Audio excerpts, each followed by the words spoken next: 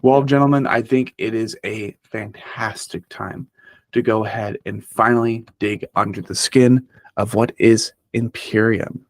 Now, getting started with this under the skin session, we enter ourselves into an imaginary scenario. You're in a library, you're not in a band, right? You're just looking for your next read. And basically, you find a book just like this, pretty entry level, pretty kid friendly, got a fancy little cover on the front. But imagine, well, the front is the album cover instead. Okay. And that would be the album cover for Imperium. The logo of Chains of Agony is not even there. It just says Imperium on the bottom. And then, author, I guess that's where the author name should probably go. And that could be Chains of Agony. That could be Gonzalo. And then you turn it over, right? And you have this small chunk of text on the back. This isn't exactly small. This almost covers the entire back cover of the book. But nonetheless, if you were to find this book and you are the author per se, what would the text on the back say and why? Okay, so before that, like I don't know what's the next section, but if Rafa needs to leave, I think at 12 Yeah, because yeah. he Okay. has an appointment. So if there's something you wanna ask him, because the lyrical part is more on my side, like I'm the one Right. who writes the lyrics, and I will explain because he doesn't even know. So if there's something like in the next part or whatever, like we can skip this and then I go mean, through it when he leaves. honestly, I think Rafa should be good to go. Okay, well, Yeah. then it's Okay. perfectly fine. Yeah. Okay. So what would say? What would it say? Yeah, I would say like I'm sick of the mind. The For real, like the album, like it has a concept, and it's like overcoming a lost, basically. Overcoming Of loss. yeah, Okay. uh, Interesting. So this is something. this is a mourning process then. What? Is Imperium a depiction of a mourning process? Not like mourning as in Yeah, morning night, but mourning as in like grieving. It's a grieving process. yeah, kind of. Okay, interesting. I like that. So That would be the with summary. Yeah.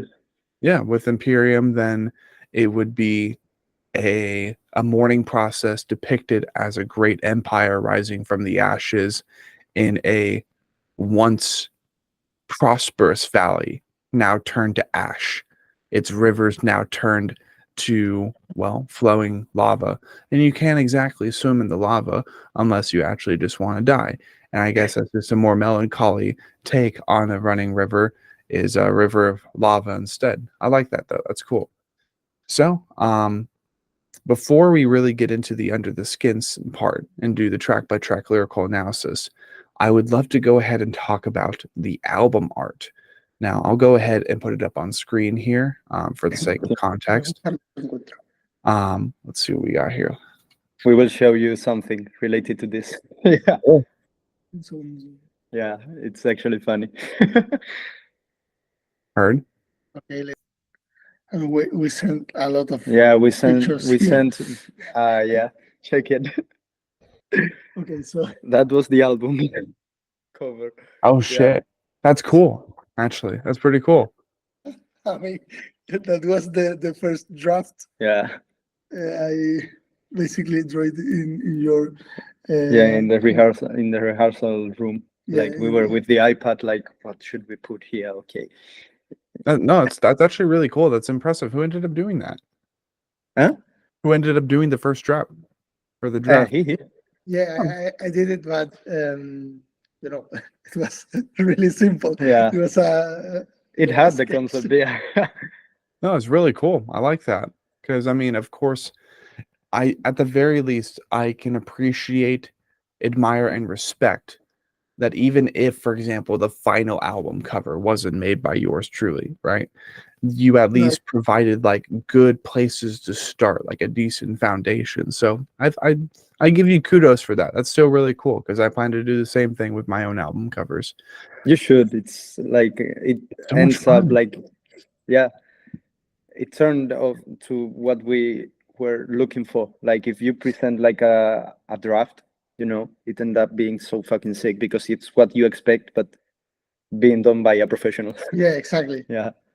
By the way, the artwork is made by Ale Zielankevich, which is a guy from Belarus.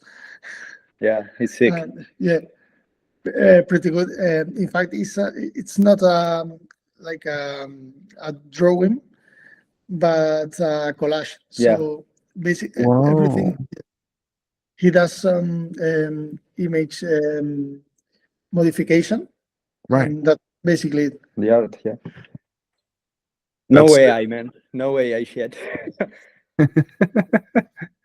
No, it's actually really cool. I like that.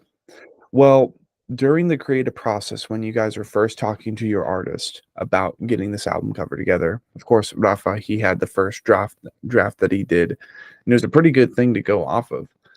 But why? Like, what was going on during the creative process? Like, what compelled you to want to get a running river of lava, what seems to be just ashen landscape, a castle in the back, an eclipse with lightning emerging into it and like launching into different directions, a new logo. Like, what was the creative process, and why does this album to you guys scream Imperium? Yeah, so basically, like when I finished writing the lyrics, I wanted to have something in the cover for every single song, Okay. So every single thing that you see there, it refers to a song of the album. Whoa. For example, the hole in the ground and the eclipse would be for, and the little rats there would be for Possum. The river of lava would be Jakul. The castle would be Imperium. The monoliths there would be Parasomnia. Yeah, you have something for every single song. Okay. So it was pretty difficult because we knew that we wanted like a landscape as a cover. And we had to fit every single element from a song into that landscape, and it turned out to be so fucking sick. I love this cover more than the album itself, Yeah. I mean, yeah, I completely understand that when you're able to bring all these different assets together, make them visual, Yeah. and then, well, make it seem as if they're all one thing, as opposed to separate pieces, separate assets combined into one image. That is creative genius. I can agree with that wholeheartedly.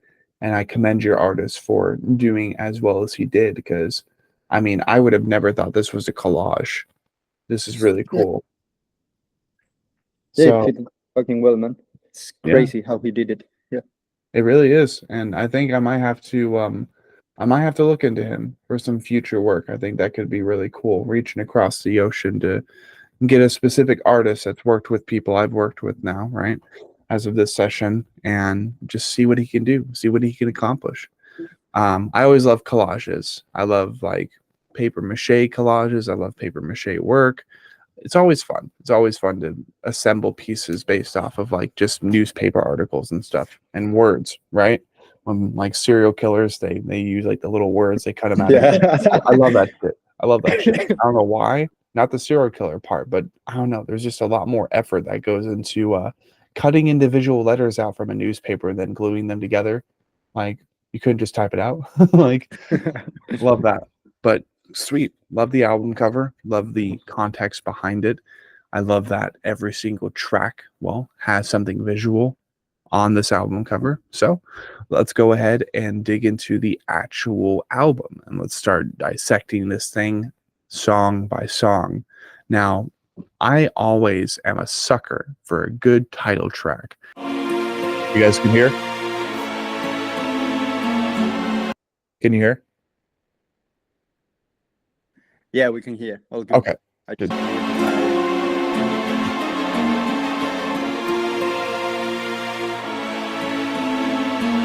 At the end of the album or at the beginning, sometimes you need to start out strong. Sometimes you need to start out saying, hey, this is Imperium, or conclude it like a love note and be like, hey, hope you enjoyed it. This was Imperium, right? Well, this time you guys are like right out the gate, Imperium.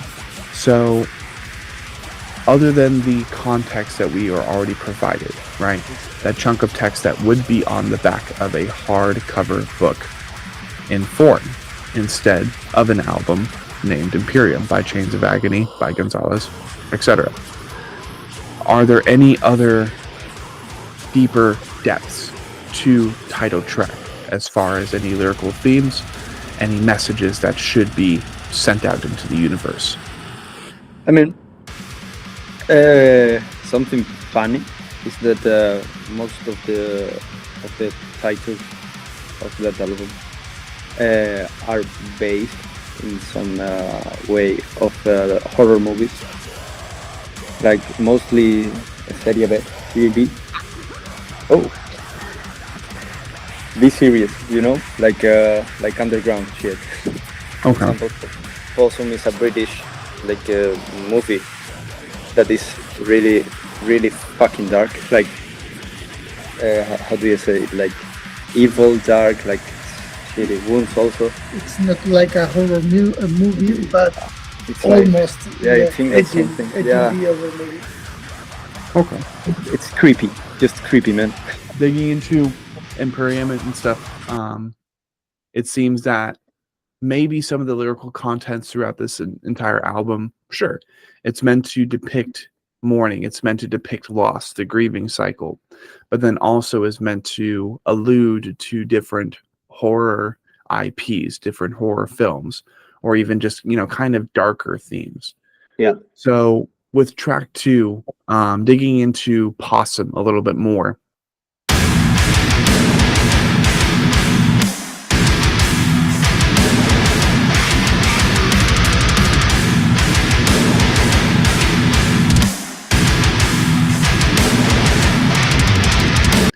why did you decide to add a track named Possum to an album about grieving and just darker themes? Like, what makes Possum so special? Okay, because it goes from word to bed, it's a hidden process. So basically, the first song, Imperium, for example, it's like a compilation of all the other 7 songs. Like, it just turns into one, and that's why it's the first song, because it represents what you will find in the album lyrically. So Possum would be like something really fucking dark. Like, it's like describing the whole picture that you see in the cover.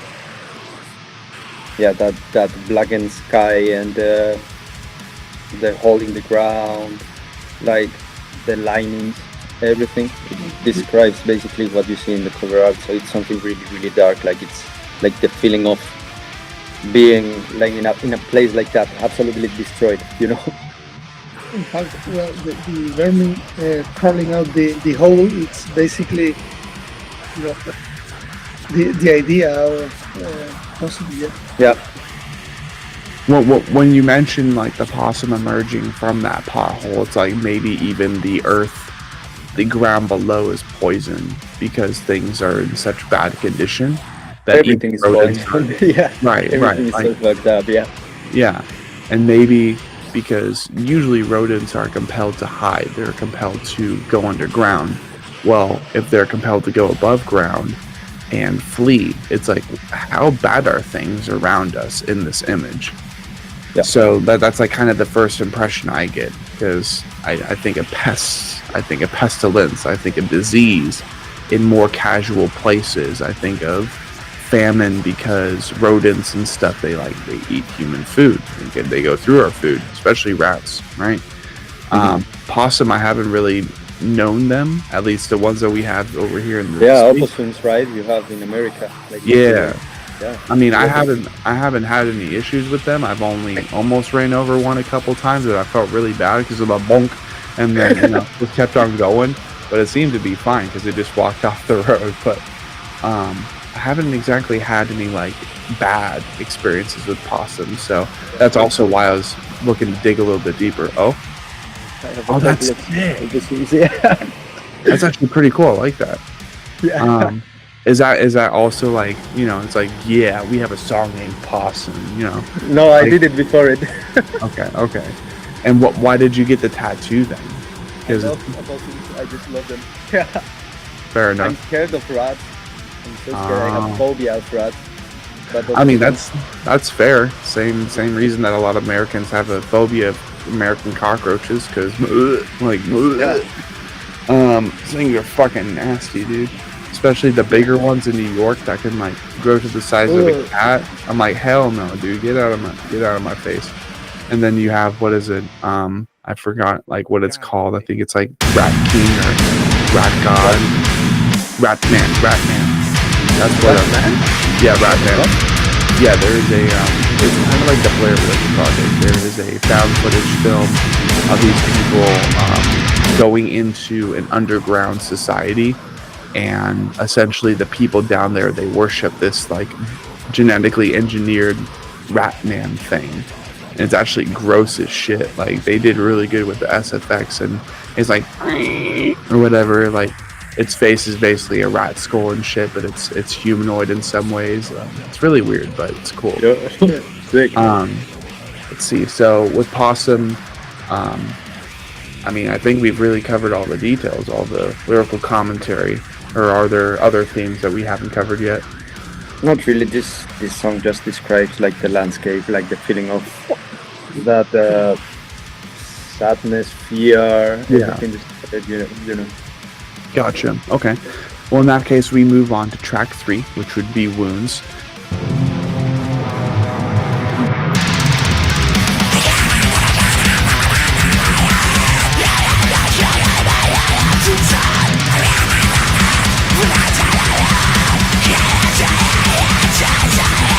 Now, with the landscape, there are many wounds, right? It's bleeding because the lava lake, as opposed to it just being a fucking river where fish swim.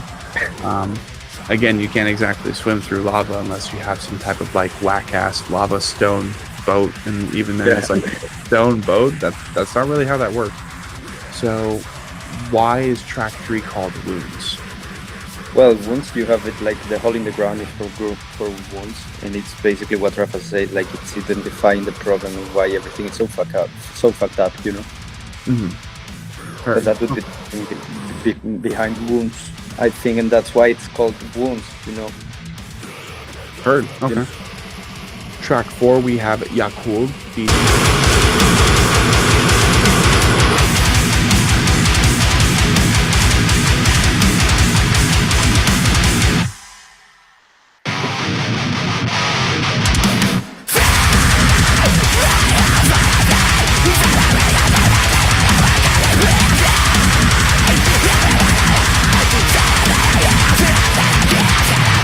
Featuring, well, Fernando of Bone Carver. Shout out to the homies in Bone Carver.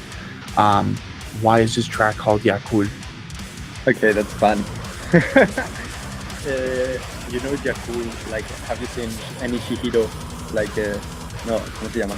La película, la del viaje, well, Princess Mononoke, you know? The movie? Yes. Okay, so the Yakul, isn't that the boar? The disease boar? The deer, I think? The deer, it's the deer, Yakul. That's right, yeah, Yakul is the god. He's the deer god.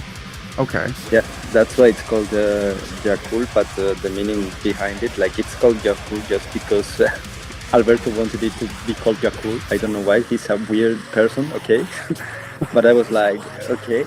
But the meaning behind it is like anger, you know, hatred.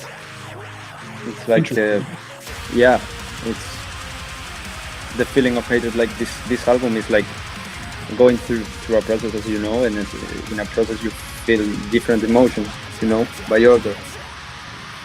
And that's kind of the meaning behind all the songs, you know. So Yakul would be for hatred, I think. Like that's why it's also like the most violent shit in the album. Like it has a breakdown that it's massive, and that's why I bring the Fer here, because he's a really good friend of mine. In the beginning, we didn't want any collaborations in this album. I didn't want any collaboration, but after thinking it, I was like, okay, Fer and Tyler would be so fucking sick here. Yeah. You know? And Fer, like, Tyler is more kind of groovy, you know, more flow, more like the patterns that he used. Yes. Vocally, and Fernando is just pure violence. Like his flows are massive, like he's so fucking good for me. He's one of the best in the game. So I decided to bring Ferdia in Yakul. And I think it fits really well with the feeling of hatred. Like, yeah. Sweet. Well, I would definitely encourage, because I don't know about you guys, but I've been really, really yearning to see more like collaborative merch designs. And what I mean by that is, like, for example, Chains of Agony, Yakul, like whatever asset in here, right, visually speaking, ends up alluding to Yakul, whether it be like the bats right here or some shit. I have no idea. It's the river. The river. Oh, the river itself. Okay. Yeah. So in that case, it would kind of be the overall album cover, more or less, because it would kind of be awkward if you just tried to turn the album to the left side and just like, yeah, there's a running river. Like, Yeah. it doesn't really work. Unless you, like, I guess, hired someone to do like a lava waterfall or something. That could be pretty cool. But what I want to see more in the future is like very similar to the Signs of the Swarm X Despised Icon Hollow Prison long sleeve that they did, very, very limited, printed on Champion. Had like a more casual design that more or less alluded to the song name, had the song name on it, so Yakul, right? And then logo for both the bands, like just back forth, back forth, back forth, back forth, back. Like, I haven't seen anything like that since. And one thing that I think is good for marketing, right, is to, after your first lineup of merch for Imperium, having those two different collections. And I mean, in the future, basically, when I do collaborations with other bands and I have features, it's like, you better bet your ass there's going to be a collaborative feature merch collection, right? So it's like there can be that long sleeve printed on Champion, basically exactly the same as far as the layout, not copying the actual artwork, because that would be fucking hollow and stupid. Don't do that, people. Don't copy other people's artwork. But the layout, right? The merch layout. It's like logo for both the bands going down both the sleeves, especially the horizontal ones or the box ones. Really just depends on what works best for the long sleeve. Having that piece that plugs directly into that single, right? But also contributes to a bigger piece with being the album cover. Do that for multiple singles, especially if multiple standalone singles or multiple singles alluding to the album are in the group. Like, why not? You know, start creating more pieces that play into that bigger piece. Same way that this album does, really. Even if they're smaller details. Anyway, that's a marketing rant. I want to see more collaborative merch, and I know that I would love to see Chains of Agony X Bone Carver long sleeves, Chains of Agony S The Last 10 Seconds of Life, anything. I think that could be a really cool opportunity for you guys to invest into. However, only kicker is that I've heard that when it comes to doing stuff like that, the same way that you have to pay for the feature in the first place, and I'm sure you guys went through this process. No, not really. Not really. Like, in terms of collaboration, right? For me, if you have to collab with someone, you know, it's because they add something to your music, okay? And I'm not a fan of paying like a bigger band, like to be in your album. Like, if he's in your album, he must want to be in your album. It's not a matter of money, and I do the same way. Like, if someone asks for a production from me, I won't ask any fucking money, you know. I just listen to the song and I'm like, okay, I'm in, or no, you know. Right. But I'm not a fan of doing that. At least, you know, I won't ask CJ McCready or Will Ramos and expect they doesn't ask me for money, because that's obvious, you know. Like, they make a living of it. But I'm not a big fan of that, and I know this is a bit controversial. I already know that. But I see this like, I see it as it is. Like, Fer is my homie, Tyler is my homie, you know. And if they ask me for something, like, I will do it for free, obviously, because I want to help them, and they want to help me, you know. Right. I guess what I was alluding to is the process of collaborating with bands that are on a record label And the Okay. impression that I've gotten so far is that to be able to collaborate with them, and especially for physical merch, usually you have to pay a slightly bigger budget for the feature first. Obviously. Yeah. And then Yeah. after that to like basically be like, hey, this is a collaborative merch piece between Bone Carver and Chains of Agony. Well, there's a little bit more budget behind that as well. That's just what I've heard. That's all I was alluding to.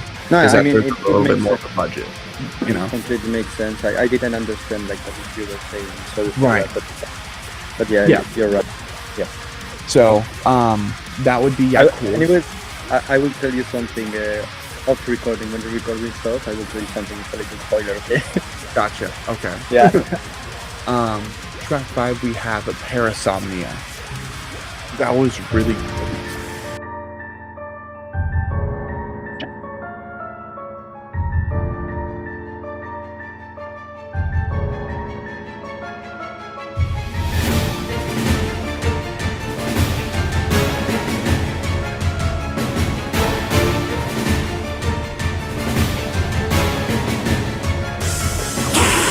What is this one about? Okay, so parasomnia, like the parasomnia is a state of, sleep. Like it's a Sleep paralysis. sickness. Yeah, it's like, Literally. well, kind of, yeah.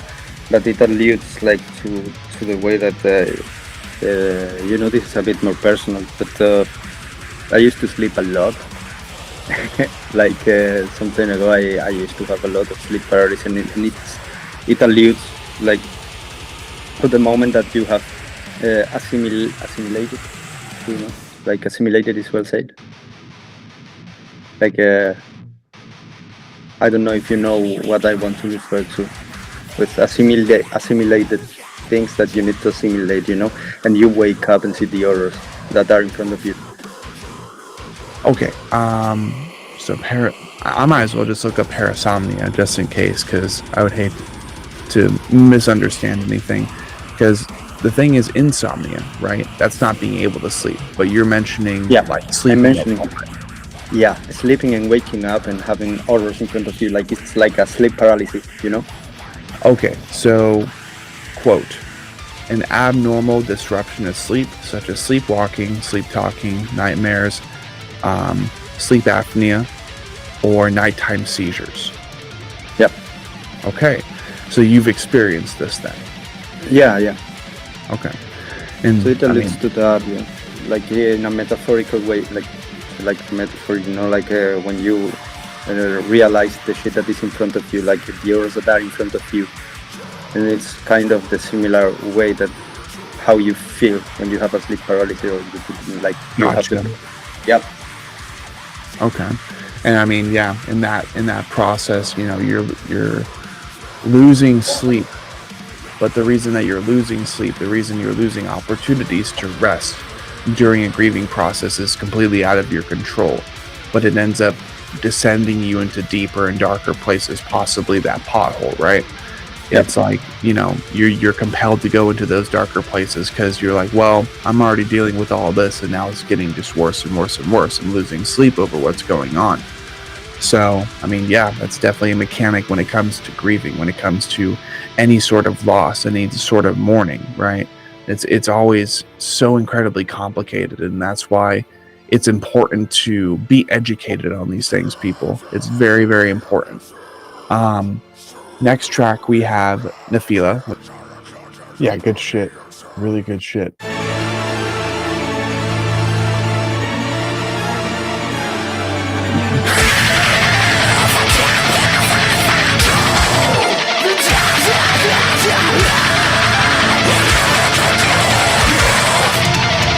Which is, named after a prehistoric meter-long spider, which, not gonna lie, I would love to have one of them as long as they were tame, but that's not gonna be a thing, right? So, I mean, really, is this a track speaking on behalf of arachnophobia, or Not really. okay? Not really. The name just read it, but the meaning behind it, like it's like when you wake up and decide like to fight, or war happens. We are talking about an Imperium.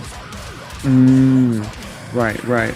So I mean, maybe Nephila would be the more primitive urge to like fight back during the grieving process and like, you know, get back into gear and start moving forward. Exactly. Okay, sick. Yep. Crystal Carcass would be track number 7.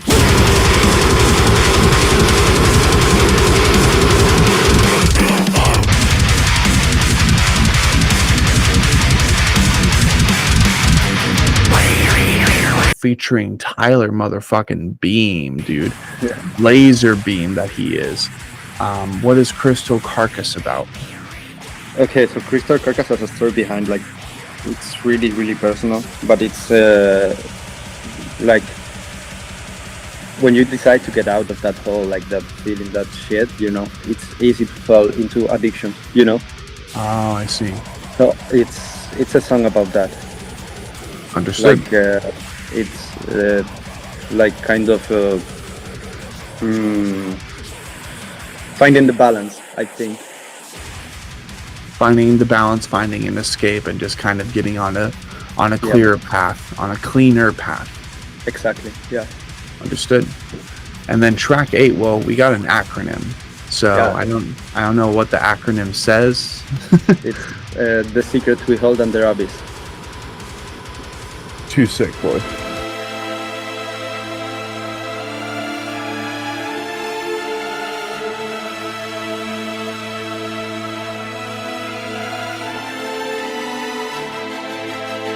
Oh, sick. That's actually a really cool track name. The Secrets We Hold Under Abyss. Yep. I like that. So, why did you turn it into an acronym? Because it sounded cooler, I think. Tisua. Tutua, yeah. We call it Tutua. Yeah. But yeah, this song is the final song of the album. It's actually the first one that we wrote. Second one. No, Parasomnia wasn't finished when we recorded the Sua. So it was the first one to be finished, and I was at the end of that process. So it makes sense to put it to the last one. And yeah, it's just the meaning behind it, keeping all that shit on the abyss. Like sometimes you won't overcome some shit, you know. So you have to live with it, and you just have to put it under the depths, like, of yourself, you know. Yeah. Under abyss. Fair enough. That's the ending track. That's what. Yeah. Cool. Well, that will be Under the Skin of Imperium, the newest 8-track full-length record released March 5th independently onto all streaming platforms by Chains of Agony. Womp.